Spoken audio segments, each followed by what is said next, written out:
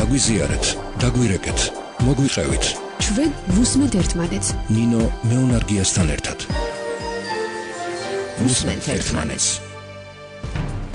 მოგესალმებით, ეთერშია სოციალური ток-შოუ ვუსმენთ ერთმანეთს. ეს არის რადიო იმედის სლოგანი, კონცეფცია და სურვილი. ეს არის ახალი სოციალური პროექტი, სადაც მთავარი არის საზოგადოება, ეს არის გადაცემა, რომლის სტუმრებიც ხართ თქვენ. გაქვთ შეკითხვა, გსურთ გაგვიზიაროთ თქვენი პრობლემა, დაგვირეკეთ, მოგვიყევით, ვიპოვოთ გამოსავალი ერთად. რაც შეეხება ჩვენ საკონტაქტო ნომრებს 292 11 88 292 11 99. გამოაგზავნეთ მოკლე ტექსტური შეტყობინება ნომერზე 91778. გზავნილის ღირებულება თქვენი მობილური ოპერატორის სტანდარტულ ფასს შეესაბამება. რაც შეეხება გადაცემის კონცეფციას, პირველ ბლოკში ჩვენ მიმოვიხილავთ მთავარ თემას, ხოლო მეორე ბლოკში უშუალოდ თქვენს პრობლემებზე ვისაუბრებთ. ვუსმენთ ერთმანეთს, ჩვენი საკონტაქტო ნომრებია 292 11 88 292 11 99. მოგესალმებით, მსმენელია ხაზზე. დიახ. გისმენთ? ვუსმენთ ერთმანეთს. დიახ, რაც შეეხება დღევანდელ თემას, ეროვნული ვალუტა იუბილარია, დღეს ლარი 20 წლის გახდა. 1995 წლის 2 ოქტომბერს საქართველოს მთელს ტერიტორიაზე ერთადერთ კანონიერ საგადამხდელო საშუალებად ახალი ქართული ეროვნული ვალუტა ლარი გამოცხადა. მიმოქცევაში შევიდა ლარიანი, 2 ლარიანი, 5 ლარიანი, 10 ლარიანი, 20 ლარიანი, 50 და 100 ლარის ღირებულების საბანკო ბილეთები. სიტყვა ლარი, რომელიც ქართული ეროვნული ვალუტის ძირითადი ერთეულის სახელწოდება ირჩა, ძველი ქართული სიტყვაა და ზოგადად განძ ქონებას ნიშნავს, ხოლო თეთრი, რომელიც ლარის მიასედ ნაწილს ეწოდა, ასევე ძველი მე-13 საუკუნიდან დამკვიდრებული ქართული სამონეტო ტერმინია. ასე რომ დღეს ეროვნული ვალუტა იუბილარია და ჩვენ საშუალება გვაქვს გავესაუბროთ ექსპერტს ბატონ რომან გოცირიძეს, რომელიც 1995 წელს ფულის სამეცნიერო კომისიას ხელმძღვანელობდა, გარდა ამისა ეროვნული ბანკის ყოფილი პრეზიდენტი გახლდათ. ბატონო რომან, მოგესალმებით, დიდი მადლობა იმისთვის, რომ დღეს ჩვენს გადაცემაში იღებთ მონაწილეობას. მე გილოცავთ, ეროვნული ვალუტა დღეს იუბილარია 20 წლის გახდა. მოგესალმებით. მე მაინტერესებს თქვენი შეფასება. ლარის 20 წლიანი ისტორია როგორია? პატარა შესაძლოა მოგივიდათ, 95-ში არ იყო, 93-ში იყო, შემოვიდა პრემიერი ვიყავი. ლარის შემოღების კომისიის თავმჯდომარე, რომელიც განსაზღვრავდა ლარის ფინანსურ, ნორმატიულ და ტექნიკურ საკითხებს, ხოლო არსებობდა მეორე კომისია, ასევე პრემიერ-მინისტრის მოადგილე პროფესორი ირაკლი სურგულაძე ხელმძღვანელობდა, იგი პროფესიით იყო ისტორიკოსი და იმ კომისიაში უკვე მეორე კომისიაში დგინდებოდა თუ რომელი პორტრეტები უნდა გამოსახულიყო ლარზე და საერთოდ პორტრეტები უნდა ყოფილიყო თუ დაუშვათ ჩვენი ისტორიული ადგილები, მაგრამ თუ არძია და აწმინდა და ასე შემდეგ და ამ ასე ვთქვათ კომისიაში, სადაც მეცნიერები მონაწილეობდნენ, იქ უკვე ვიყავით მე და მაშინდელი ეკონომიკის მინისტრი მიხეილ ჯიბუტი, როგორც კომისიის წევრები. აი ამ კომისიაში დადგინდა, რომ ფულს ეწოდეს ლარი, გაიმარჯვა პორტრეტის ასე ვთქვათ კონცეფციამ, რომლის ავტორი იყო ბატონი ნოდარ მალაზონია, იმიტომ რომ მეორე კონცეფცია იყო, არ ყოფილიყო პორტრეტები, არამედ ისტორიული ადგილები და მისი ავტორი იყო ბატონი ელგუჯა ამაშუկელი. შემდეგ მოხდა კომპრომისული შეთანხმება, თუ შეიძლება ასე ვთქვათ, ქაღალდის ფულის ავტორი გახდა ბატონი მალაზონია, ხოლო მონეტის ხურდაფულის ბატონი ელგუჯა ამაშუკელი. დიდი მუშაობის შემდეგ მომზადდა როგორც ლარი, ასევე ეროვნული პასპორტების ფოტოშორის და ხურდაფული და იგი დაიბეჭდა 1993 წელს. თუმცა მიმოქცევაში გავიდა 2 წლის მერე, 1995 წლის აი ამ 2 ოქტომბერს იგი გამოცხადდა ერთადერთ განახდის კანონიერ საშუალებად. 2 წელი ამიტომ მოანდომეთ, თუ შეიძლება ასე ითქვას, რომ საჭირო იყო მისი ასე ვთქვათ გაშვების ეკონომიკური პირობების მომზადება. ლარის მომზადების შემდეგ უკვე ჩვენ გვინდა დავახვედრეთ მზა პროდუქტი, თუ შეიძლება ითქვას, მომავალ ჩვენს შემდგომებს. 2 წლის განმავლობაში იყო მიმოქცევაში კუპონი და ეს დიდი და ცუდი ისტორია, რომელიც დაანადგურა შეორმოძენდა და მისმა გუნდმა, თუ შეიძლება ასე ითქვას, თუმცა უნდა ობიექტური ფაქტორებიც იყო, რუსეთის გავლენა, აფხაზეთში ომი, საქართველოსში ომი, შიდა სამოქალაქო კონფლიქტი, სამოქალაქო ომი და ასე შემდეგ. მძიმე პერიოდი იყო, მაგრამ ძალიან ბევრმა ადამიანმა ხელი შეაშურა კუპონის გაუფასურებას და კუპონი იმ პერიოდში ჩვენი გუნდი ასე ვთქვათ, რომელიც მოიყო, მხოლოდ 3 წლის განმავლობაში მუშაობდით კუპონთან ერთად. ანუ ჩვენ ერთადერთ გადახდების საშუალებად კუპონი შემოვიდა 1993 წლის 7 აგვისტოს და ეს იყო პირველი ფული მოგწონს თუ არ მოგწონს გაუფასურებული იყო თუ არ გაუფასურებული ლარი არის ახალი ფულადი ნიშანი ხოლო ეროვნული ვალუტა რომელიც ტერიტორიაზე გადახდის ერთადერთ საშუალებად იყო ეს იყო კუპონი 3 თვის განმავლობაში ეს კუპონი იყო იმ მთავრობის ხელში სადაც მე ვიყავი შემდეგ და უკვე ესეთი კურსი $1 უდიოდა 17000 კუპონს. ციფრია, მაგრამ შემდეგ უკვე მეორე წლის განმავლობაში გახდა ერთი კუპონი 2.4 მილიონი. აი ამ პერიოდში იწყება უკვე საავტო ფონდის შემოსვლა საქართველოში, იწყება ფონდის პროგრამა. ფონდმა საქართველოს მთავრობას პირველად ასე თქვა დამოუკიდებლობის ისტორიაში ანუ ეროვნულ ბანკს გამოუყო რეზერვები, მანამდე ეროვნული ბანკის რეზერვი იყო $0 და 40 მილიონი $. გამოყო საავტო ფონდმა. ჩაირიცხა რეზერვებში და ამ პერიოდში უკვე აი ამ 40 მილიონითა და მკაცრი მონეტარული და საბიუჯეტო პოლიტიკის გატარების შედეგად 10 თვის განმავლობაში კუპონის კურსი დასტაბილურდა $1 უდიოდა 1.3 მილიონს. და ზუსტად როგორც კი გამოჩნდა ასე ვთქვათ აი ესეთი საერთაშორისო მდგომარეობისა და სტაბილიზაციის ნიშნები და როცა უკვე დარწმუნებული იყო ის მთავრობა, რომ საფრთხე არ ემუქრებოდა ლარის შემოღებას, გავიდა მიმოქცევიდან კუპონი და შემოვიდა ის ლარი, რომელიც დავტოვეთ, ანუ 2 წლის შემდეგ შემოვიდა მიმოქცევაში და ჩვენ შეგვიძლია ვთქვათ, რომ ლარი ეს არის ახალი სახეცვლილი ვალუტა, ახალი დიზაინით, ახალი კონცეფციით. ფაქტია, დღეს ლარი ნამდვილად 20 წლის გახდა და საინტერესოა რეგიონში არსებული ტენდენციების გათვალისწინებით რა გამოწვევების წინაშე დგას დღეს ეროვნული ვალუტა. ეროვნული ვალუტა ჯერეთიკი გამოწვევების წინაშე დგას ის რომ ხელისუფლება არ არის ერთიანი, არის ძალიან დიდი ბრძოლა პრეზიდენტს, ეროვნულ ბანკსა და მთავრობას შორის და ეს მტრობა ლარზეც აისახა და აისახა თუნდაც იმის გამო რომ იყო ძალიან დიდი შეტევები ეროვნულ ბანკზე, ფაქტობრივად ეროვნული ბანკი გაყოს შუაზე და გამოიტანა ზედამხედველობის სამსახური და ეს პროცესი დღემდე არაა დამთავრებული, გასაჩივრებულია საკონსტიტუციაში, პრეზიდენტმა დაადო ვეტო კონსტიტუციით ეროვნული ბანკის ფორმირებას ახდენს საქართველოს პრეზიდენტი, ხოლო საქართველოს პრეზიდენტს ვინაიდან ებრძვის საქართველოს მთავრობა და სპერდი, ასე ვთქვათ, ანუ მართველი ხელისუფლება და დღევანდელი ეროვნული ბანკის პრეზიდენტს 4 წლებში უმთავრდება პრეზიდენტობის ვადა და მის შემცვლელს მხოლოდ საქართველოს პრეზიდენტი ანუ მარგველაშვილი დანიშნავს.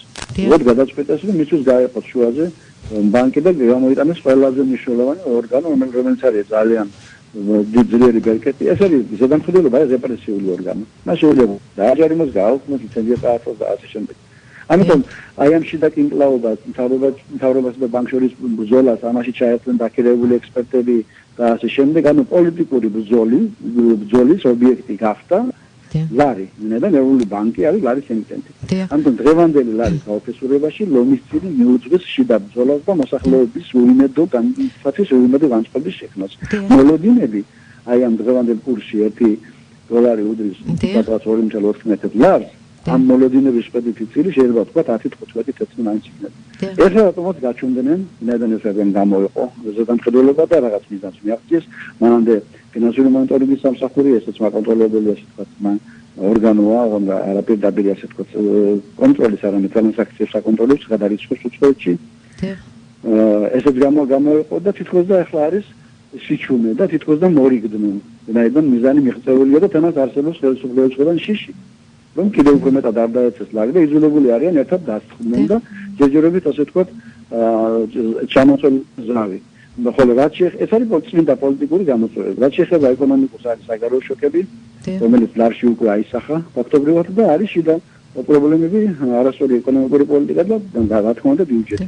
მომენტური პრობლემა არის ბიუჯეტი, დიდი დეფიციტი, დიდი ხარჯები. დიახ, ფაქტია რომ ზოგადად ფონი არის არც თუ ისე სახარბიელო და მაინტერესებს რეგიონში რა ხდება ეროვნული ვალუტის კურსის ცვლილებასთან დაკავშირებით ზოგადად და ყველაზე მძიმე მაჩვენებელი რომელ ქვეყანას აქვს?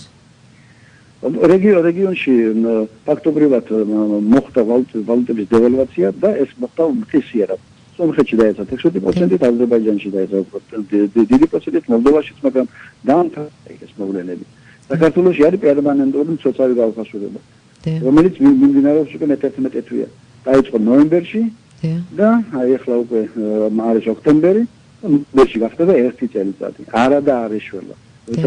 ხდება მწისიერი დევალვაცია, ამ შემთხვევაში მაკროეკონომიკური წანაწონასწორობა უნდა დამყარდეს, ეროვნულ ბანკმა უნდა გამოიყენოს თავისი ბერკეტები მაქსიმალურად და მთავრობა უნდა დაუდგეს გვერდში. მთავრობამ უნდა შეამციროს ბიუჯეტი. ბიუჯეტის შემცირების ნაცვლად მთავრობამ შარშან გაზარდა ბიუჯეტი 15 მილიონით. ყველა რომ აცხადებს, რომ ჩვენ მოვახდინეთ ასე ვთქვათ ხარჯების შემცირება, ეს ნიშნავს, რომ მათ მოვახდინეთ ერთი მიმართულებით ხარჯების შემცირება და გადაისროლეს მეორე მიმართულებით. ეს ახლა ბიუჯეტი ისე ვიზრდება დაახლოებით 400 მილიონი ლარი.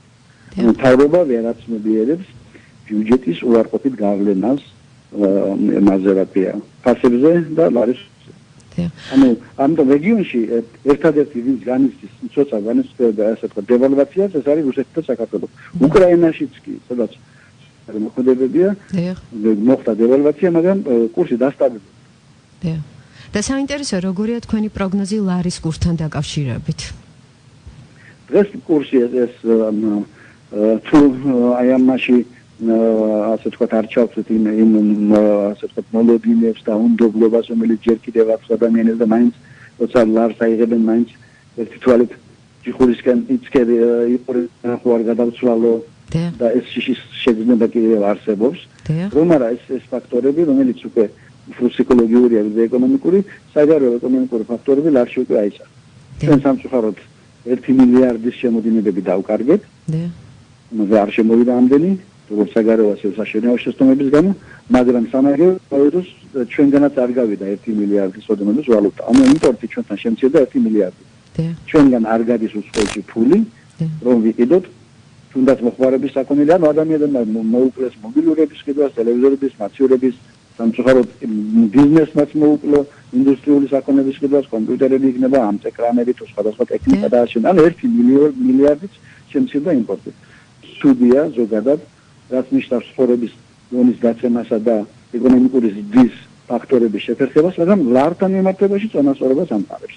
ეხლა მთავარია, რომ მთავრობამ არ მიიღოს ისეთი ბიუჯეტი და ეროვნულ ბანკმა არ დაუშვას ესეთი შეცდომა, რომელიც ლარს ხელახლა მიცემს გაქცევის საშუალებას. კარგი, ძალიან დიდი მადლობა.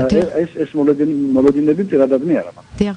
დიდი მადლობა ბატონო რომან, მსმენელს შევახსენებ, რომ სატელეფონო ხაზზე იყო ექსპერტი ბატონი რომან გოცირიძე და ახლა ინტერაქტივის კითხვა. რეგიონში არსებული ტენდენციების გათვალისწინებით, როგორ ფიქრობთ, რამდენად ინარჩუნებს ლარის სტაბილურობა? შეგახსენებ, ჩვენი საკონტაქტო ნომრებია 292 11 88 292 11 89 დაგვირეკეთ ან გამოაგზავნეთ მოკლე ტექსტური შეტყობინება ნომერზე 917778. ჩვენ ვუსმენთ ერთმანეთს. რაც შეეხება რეგიონში არსებულ სიტუაციას, თურქეთში, ყაზახეთში, სომხეთში, აზერბაიჯანში, უკრაინასა და რუსეთში ადგილი აქვს ეროვნული ვალუტის ინფლაციას 34%-დან 170%-მდე. საქართველოში ლარი 38%-ით, აზერბაიჯანში ეროვნული ვალუტა 34%, რუსეთში 108%, უკრაინაში 170%, თურქეთში კი ლირა 44%-ით გაუფასურდა. ჩვენ ვუსმენთ ერთმანეთს, ჩვენი საკონტაქტო ნომრებია 291 88 292 11 99. დაგვირეკეთ ან გამოაგზავნეთ მოკლე ტექსტური შეტყობინება ნომერზე 917778. მსმენელია ხაზზე, მოგესალმებით. მოგესალმებით. ისმენთ ქალბატონო. ჩემი პრობლემა ქალბატონო რაში მდგომარეობს. ვიყავი სოციალურად დაუცველი. სამი თვის წინ გადამამოწმეს ხელახლა და 57000 ქულიდან ამიწიეს 99,000-მდე.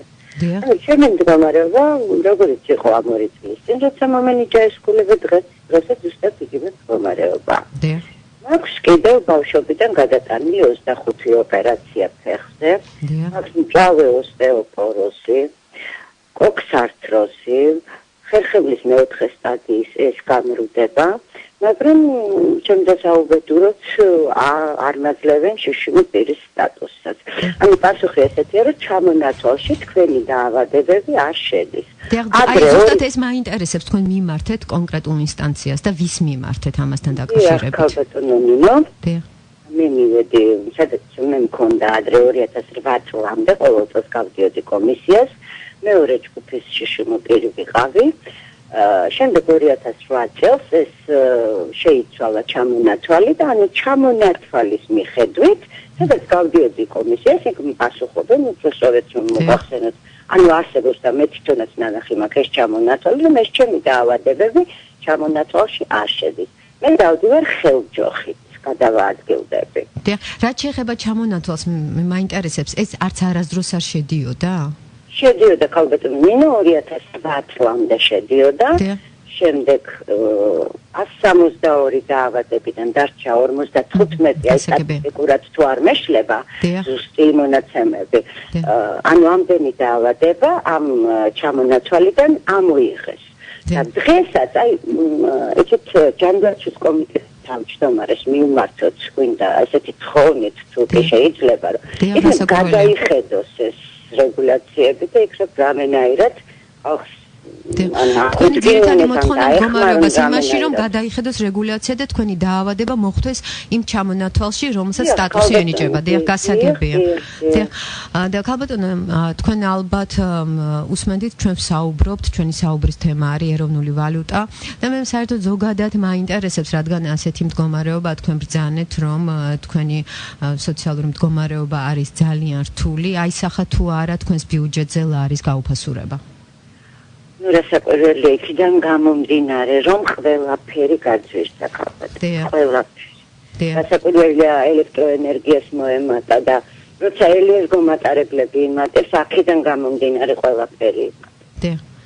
გასაგებია. თუ შეიძლება დარჩით ხაზზე, ჩვენი პროდიუსერი თქვენ საკონტაქტოს ჩაიწერს და ჩვენ აუცილებლად შევეცდებით თქვენი პრობლემის მოგვარებას, ჩვენ ვუსმენთ ერთმანეთს. გადაცემის პირველი ნაწილი დასრულებულია, მცირეოდენი სარეკლამო ჭრის შემდეგ ჩვენ ისევ ხვდებით ერთმანეთს და საუბარს გავაგრძელებთ იმ სოციალურ პრობლემებზე, რომლებიც თვითონ თქვენთაგან საწუხებს, ჩვენ ვუსმენთ ერთმანეთს. დროებით. გაგვიზიარეთ, დაგვირეკეთ, მოგვიყევით. 292 11 88 292 11 99 ვუსმენთ ერთმანეთს. ჩვენ ისევ პირდაპირ ეთერში ვართ და შეგახსენებთ, რომ თქვენ უსმენთ რადიო იმედის ახალ სოციალურ პროექტს ვუსმენთ ერთმანეთს. მე ნინო მეუნარგია ვარ. ჩვენი საკონტაქტო ნომრებია 292 11 88 292 11 99. ჩვენ შევეცდებით დაგეხმაროთ იმ სოციალური პრობლემების გადაჭრაში, რომელიც გაწუხებთ. გზავნილის ღირებულება თქვენი მობილური ოპერატორის სტანდარტულ ფასს შეესაბამება და მოკლე ტექსტური შეტყობინება გამოაგზავნეთ ნომერზე 917778. გაქვთ შეკითხვა, გსურთ გაგვიზიაროთ პრობლემა, დაგვირეკეთ ჩვენი საკონტაქტო ნომრებია 292 11 88 292 11 99. რაც შეეხება დღის თემას, ჩვენ ვსაუბრობთ ეროვნულ ვალუტაზე. დღეს ლარი 20 წლის გახდა. შეგახსენებთ ინტერაქტივის კითხვასაც რეგიონში არსებული ტენდენციების გათვალისწინებით, როგორ ფიქრობთ, რამდენად ინარჩუნებს ლარი სტაბილურობას, ჩვენ ვუსმენთ ერთმანეთს. დაგვირეკეთ ნომერზე 292 11 88 292 11 99. მსმენელია ხაზზე, მოგესალმებით.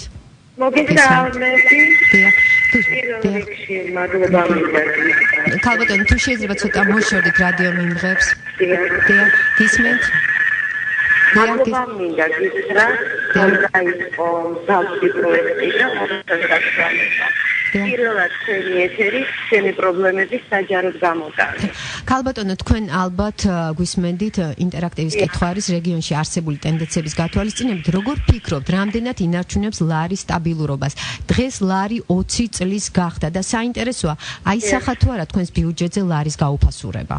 რა თქმა უნდა, ჩემზეც აისახა და ძალიან ბევრ მოსახლეებს. დიახ, გისმენთ, დიახ. თუ შეიძლება რაც შეეხება დიახ თქვენს პრობლემას, მე ვარ დედა რუსთავიდან, 12 წლის შეზღუდული შესაძლებლობის მქონე ბავშვი, ცერებრალური დამბლის დიაგნოზით. ბავშვი არის ეტლით მოსარგებლე. პრობლემა და სათქმელი ძალიან ბევრი მაქვს. მაგრამ ამ ეტაპზე მინდა მოგახსენოთ ორი, რაც უფრო მასუხებს. პირველი ის, რომ ჩემი შვილი დამყავს საჯარო სკოლაში. ვდივართ ინდივიდუალურ მეცადინეობას. და ბავშვი მიყვება სკოლის სრულ პროგრამას. მაგრამ ჩემ შვილს აქვს სერიოზული ხელების მოტორიკის პრობლემა. ის ვერ ხმარობს კალამს, ვერ წერს. სამაგიეროდ ძალიან კარგად ფლობს კომპიუტერს და მარცხენა ხელის ერთი თითით კლავიშებს. ანუ ბავშვი სკოლის წერის სამუშაოებს ასრულებს კომპიუტერზე. ასე ვთქვათ, ქალბატონო ბეჭდეთის სახით. მისი სამუშაო რვეული არის კომპიუტერი. ამასთანავე ჩემი შვილი აკეთებს სლაიდებს, ვიდეოებს და იღებს მონაწილეობას სკოლის პრეზენტაციებში. მისი მომავალი პროფესიის არჩევანით კომპიუტერული ხაზით არის დაკავშირებული. პრობლემას რაც შეეხება. ბავშვს არ აქვს და საჭიროებს პერსონალური ბუკი იქნება ეს თუ ნოუთბუქი, რომლის გადაადგილებასაც და მოხმარებასაც ბავშვი შეძლებს სკოლაში და სახლში. ქალბატონო, მე მაინტერესებს თქვენ საიდან გვიკავშირდებით? თბილისიდან? ქალაქში ვარ, ანუ ბავშვი მყავს ექიმთან გამოყვანილი. არა, საერთოდ თბილისში ცხოვრობთ? არა, რუსთავიდან ვარ. რუსთავიდან, დიახ. დიახ, რუსთავიდან ვარ. და ანუ ჩემი რუსთავიდან ვარ და იქიდან გაიმაშვები. ანუ თქვენ შულს ესაჭიროება პერსონალური კომპიუტერი, თქვენ მიმართეთ ვინმე ამასთან დაკავშირებით, დიახ, სკოლა მიმართა ამ ზაფხულს წელი წერილით და განათლების სამინისტროს წერეთ და სამწუხაროდ უარის პასუხი მოვიდა სკოლაში. არ ექვემდებარება დაკმაყოფილებასო და იქნებ გაეთვალისწინებინა განათლების სამინისტროს ბავშვის ყოველივე ეს მიზეზი მდგომარეობა და რა ვიცი დაგხმარებოდა. ჩვენ აუცილებლად მიმართავთ განათლების სამინისტროს და რასაკვირველია ჩვენი კომპეტენციის ფარგლებში მაქსიმალურად შევეცდებით რომ დაგეხმაროთ და თქვენ კიდევ ბრძანეთ რომ მეორე პრობლემა გაქვთ. დიახ, თუ არ შეგაწუხებთ. ესეთი საკითხი მაქვს. რამდენადაც ვიცი თბილისში და ზოგიერთ რეგიონში ბავშვებს, რომლებსაც გადაადგილების პრობლემა აქვს, შინსწავლების პროგრამით სარგებლობენ. ჩვენთან რუსთავში ეს პროგრამა რატომღაც არ არის. არა და ცხოვრობთ ულიფტო ბინაში მეოთხე სართულზე. უკაცრავად და ყოველდღე ზურგის ბავშვის აყვანა ჩამოყვანა სართულზე ძალიან მიჭირს. გარდა ამისა კარგამინდებში ეტლით გავდივართ სკოლაში ფეხი და მოვდივართ, მაგრამ აი ზამთარში და ცუდამინში ისე გვიჭირს, რომ ხშირად გაცდენაც კი გვიწევს გაკვეთილების. აი ეს პრობლემა მაქვს კიდე, იქნებ როგორმე არ ვიცი, დარეგულირდეს, რომ ზამთარში მაინც მოხდეს მსგავსი სწავლების პროგრამა თუ ძალიან დიდი მადლობა დიახ ზარისთვის, ჩვენ ვუსმენთ ერთმანეთს და ჩვენ მე როგორც აღნიშნე ჩვენი კომპეტენციის ფარგლებში მაქსიმალურად შევეცდებით რომ თქვენ დაგეხმაროთ და თუ შეიძლება დარჩით ხაზზე ჩვენი პროდიუსერი თქვენს საკონტაქტო ნომერს ჩაიწერს. რაც შეეხება ჩვენს მთავარ თემას, დღეს ეროვნული ვალუტა იუბილეარია 20 წლის გახდა. 1995 წლის 2 ოქტომბერს საქართველოს მთელს ტერიტორიაზე ერთადერთ კანონიერ საგადამხდელო საშუალებად ახალი ქართული ეროვნული ვალუტა ლარი გამოცხადა. მიმოქცევაში შევიდა ლარიანი, 2 ლარიანი, 5 ლარიანი, 10 ლარიანი, 20 ლარიანი, 50 და 100 ლარის ღირებულების საბანკო ბილეთები. და მსმენელია ხაზზე, გისმენთ? მოგესალმებით. თქვენ ამბობთ რომ ხდება ლარის კურსის სტაბილიზაცია. დიახ, არა, ჩვენ აღნიშნეთ რომ მოხდა ლარის კურსის გაუფასურება ბატონო ჩემო, დიახ. არა, სტაბილიზაციის შესახებო. დიახ, ეს არა, იცით რა, ჩვენ ისტორიას შევეხეთ ლარის კურსის, დიახ. კი ბატონო. იქიდან გამომდინარე რომ ლარი 20 წლის გახდა, დიახ. მე მაინტერესებს კონკრეტულად აისახა თუ არა თქვენს ბიუჯეტზე ლარის გაუფასურება. რა თქმა უნდა, აისახა ჩემ ბიუჯეტზე და ქვეყნისა და ყველა ადამიანისა. ეს რატომ მოხდა? მე მოგახსენებ თუ შეიძლება. დიახ, გისმენთ? და რატო? დიახ. გისმენთ? ეროვნული ბანკი კერძო ბანკებს კომერციულ ბანკებს გასცემს ძალიან დაბალ პროცენტიან 4%-იან სესხებს, რომელსაც შემდგომ ისინი 15, 24, 26 და 48%-ით გასცემენ ამ სესხს მოსახლეობას დოლარებში. არ შეიძლება, როცა ქვეყნის შიგნით ანგარიშტორება ხდება ლარებში, დოლარებში ეროვნული ბანკის მიერ კერძო ბანკებისათვის სესხების გაცემა ასე დაბალი პროცენტით და დოლარებში იწევს ლარის კურსის დევალვაციას და ამან გამოიწვია ძირითადად. და ამიტომ არ უნდა გასცეს ეროვნულმა ბანკმა აი ამ კომერციულ ბანკებს დოლარებში. ძალიან დიდი მადლობა. არის კურსის სტაბილიზაცია. ძალიან დიდი მადლობა თქვენი მოსაზრების დაფიქსირებისთვის და ზოგადად რეგიონში არსებული ტენდენცია ასეთია. თურქეთში, ყაზახეთში, სომხეთში, აზერბაიჯანში, უკრაინასა და რუსეთში ადგილი აქვს ეროვნული ვალუტის ინფლაციას 34-დან 170%-მდე. საქართველოში ლარი 38-ით, აზერბაიჯანში ეროვნული ვალუტა 34-ით, რუსეთში 108-ით, უკრაინაში 170-ით, თურქეთში კი ლირა 44%-ით გაუფასურდა. ჩვენ უსმენთ ერთმანეთს აქ რადიო იმედის ეთერში. ჩვენი საკონტაქტო ნომრებია 292 11 88 292 11 99. დაგვირეკეთ. მსმენელია ხაზზე, გისმენთ, მოგესალმებით. გამარჯობა. დიდი მადლობა რომ მომეცეთ საშუალება თქვენს ეთერში. მადლობა თქვენ ზარისთვის. დიახ, თბილისიდან რეკავთ? დიახ, თბილისიდან რეკავთ. რა შეეხება დღევანდელ თემას? მაინტერესებს აისახა თუ არა თქვენს ბიუჯეტზე ლარის გაუფასურება. რა თქმა უნდა და ძალიან რთულად. დიახ. მე გახლავთ არის მთავრობო ორგანიზაცია იას გამგეობის თავმჯდომარე ნინო ჭაბუკიანი. დიახ. ჩვენ ვიმსახურებით შეზღუდული შესაძლებლობის მქონე პირებს და ბავშვებს. და სწორედ ეს ლარის გაუფასურება ძალიან მკინეულად გვეხება ჩვენ პირდაპირ, იმიტომ რომ ფართი გვაქვს აღებული იჯარით დოლარში და მოგეხსენებათ, რაც მოხდება ჩვენ თავს. და მინდა ვისარგებლო თქვენი ეთერით და იქნებ შესაბამისმა უწყებელმა ორგანოებმა, რა ვიცი, გაიგოს ჩვენი ხმა, ჩვენი ტკივილი მიტანონ გულთან ახლოს.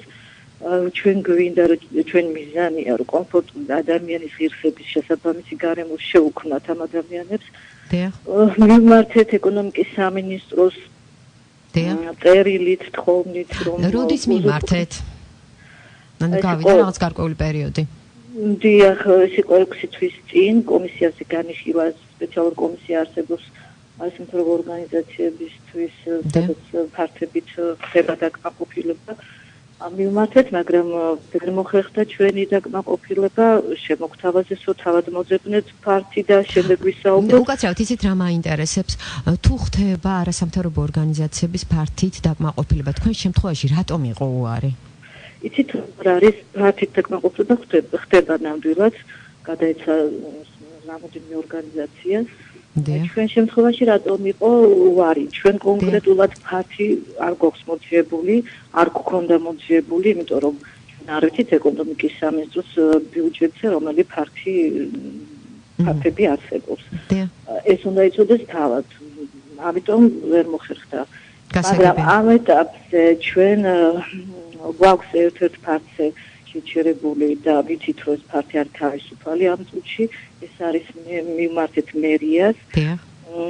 საქმის გულშია გამგეობა, მუნიციპალიტეტი, მაჟორიტარი დეპუტატი, მაგრამ ჯერჯერობით ეს საკითხიც ვერ გადაწყდა და ამიტომ მინდოდა თქვენთან ჩართვა და დიდი მადლობა ამისთვის, რომ იქნებ შესაბამისმა უწყებებმა გასაგებია. ურად იღოს ჩვენი ღაღადი და ძალიან დიდი მადლობა ზარისთვის და ჩვენ მაქსიმალურად მე უკვე აღნიშნე ჩვენი კომპეტენციის ფარგლებში შევეცდებით რომ დაგეხმაროთ პრობლემების გადაჭრაში. ჩვენ ვუსმენთ ერთმანეთს, ეს არის რადიო იმედის სლოგანი, კონცეფცია და სურვილი.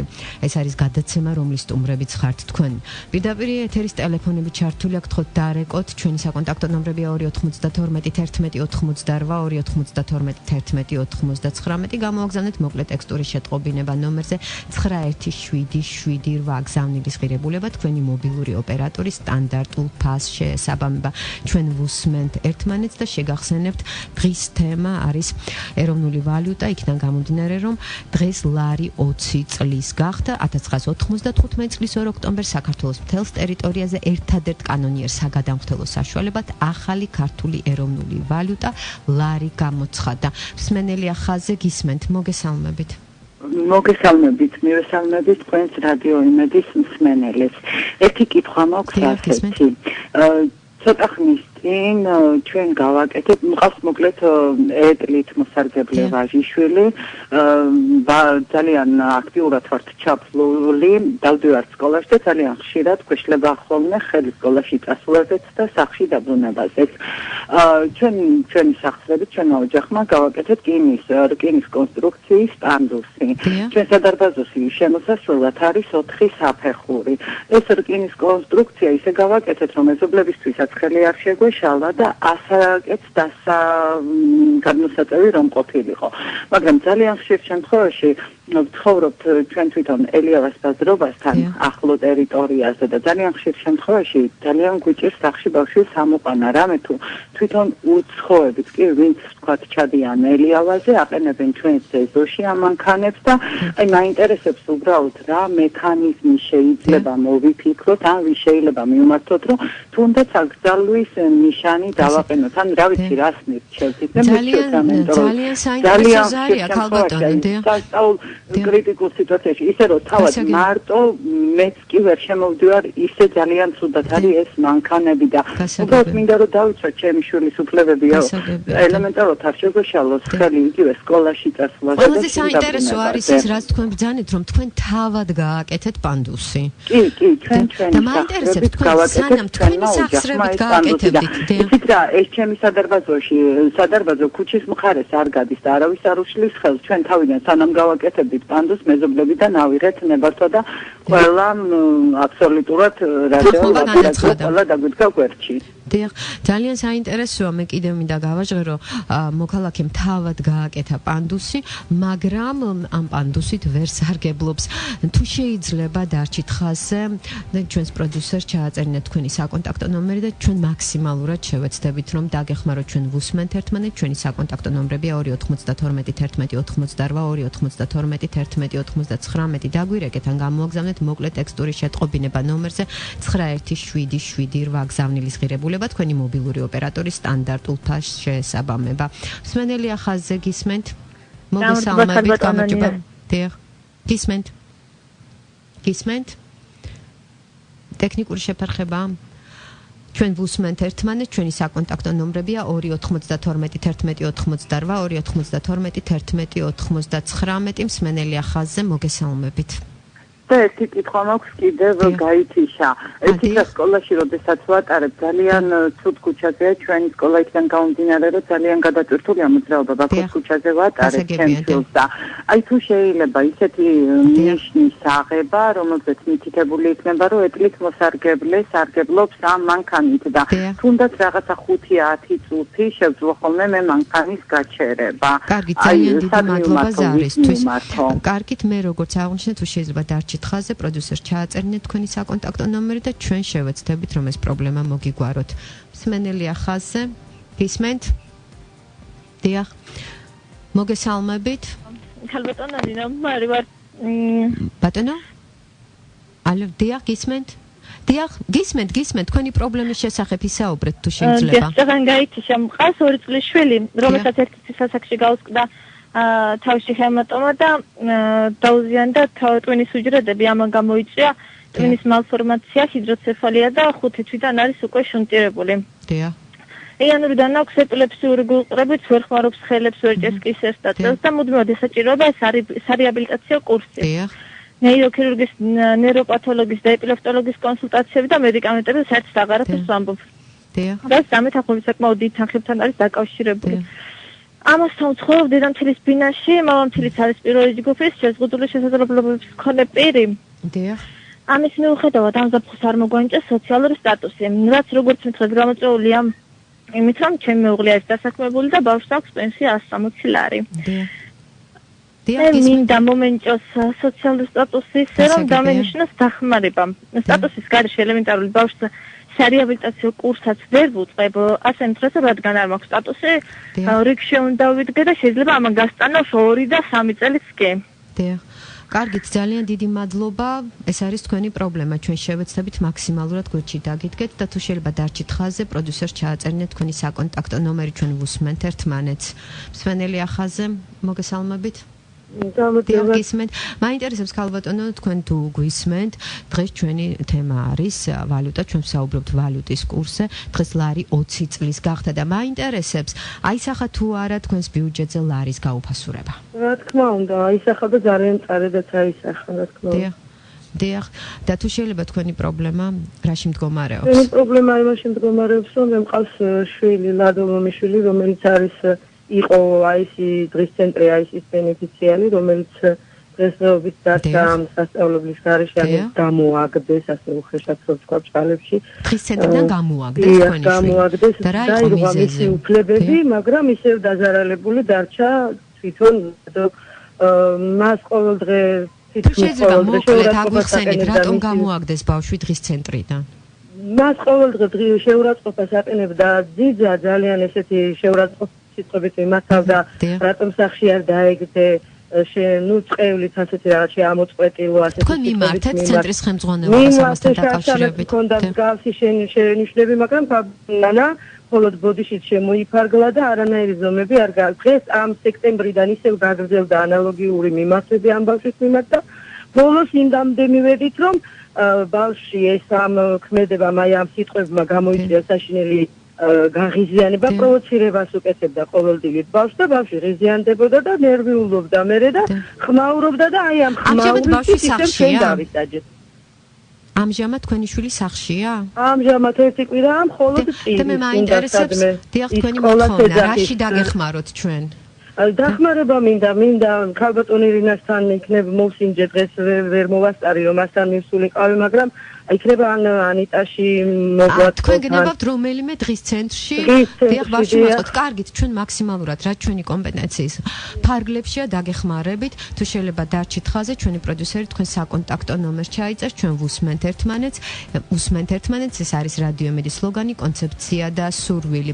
ჩვენ გვსურს სოციალური ქველმოქმედების კულტურის დანერგვა და ვიდრე ერთმანეთს დავემშვიდობებით, საკმაოდ ცოტა დრო დარჩა შეგახსენებთ რადიო იმედი და სოციალური ვებ პლატფორმა We Help წერტილი ახორციელებენ ერთობლივ საქველმოქმედო კამპანიას და ვცდილობ დავეხმაროთ მათ, ვისაც ეს ყველაზე მეტად სჭირდებათ ამ კვირაში ჩვენ სოციალურად დაუცველ 17 წლის მარიამ კაჭარავას ვეხმარებით.